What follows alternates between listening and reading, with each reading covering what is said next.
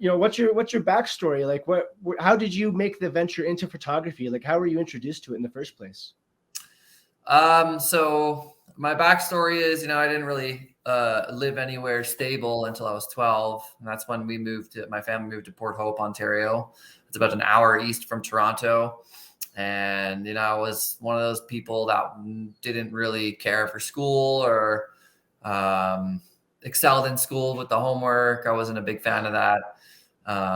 And I joined the military at 16 in the reserves as an infantry guy with a regiment called the Hasty Peas. And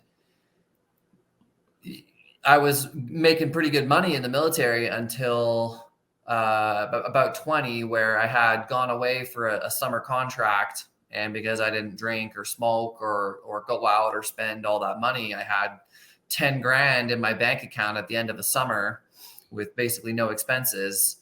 And my mom was pressuring me to go to school for something, which is the classic, time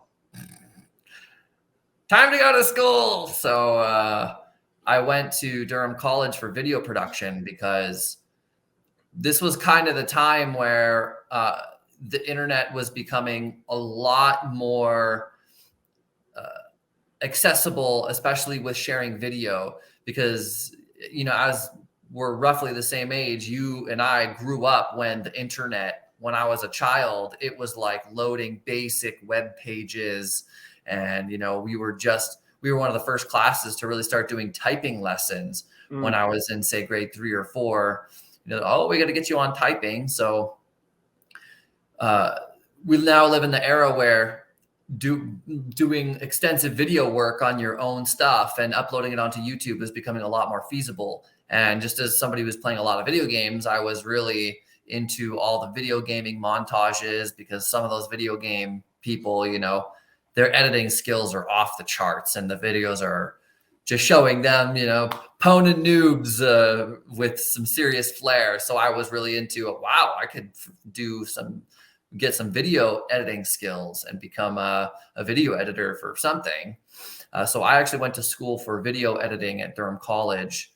But as part of a curriculum, it's not just video. You have to do video and photo and electives and this and lighting class. And it was actually my photography professor who was this very cool, long hair, hippie guy, go with the wind, just seriously passionate about photography. And I had bought a camcorder for that class because that's what the school recommended, only for the first day of school for them to say, oh, camcorders are kind of being phased out. Just get a DSLR. You guys got a DSLR, right? If you got a camcorder, okay.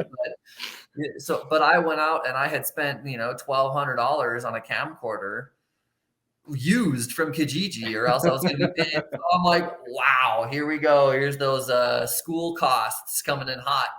So I went in and bought a Nikon D7000. I can't remember how much I paid for it, but I went and bought a DSLR. And I think just with my temperament and just the way my brain works, stills photography became like my thing. It's very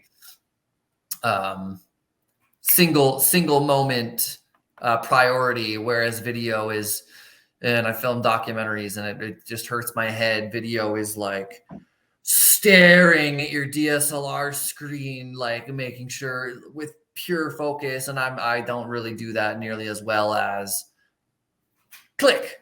And then if you're good, your job's done essentially at that point.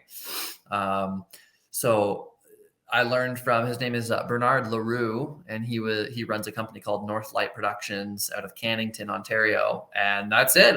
That's all it took to get me going. I actually flunked out of school. So I dropped out of college, but here I am 10 years later.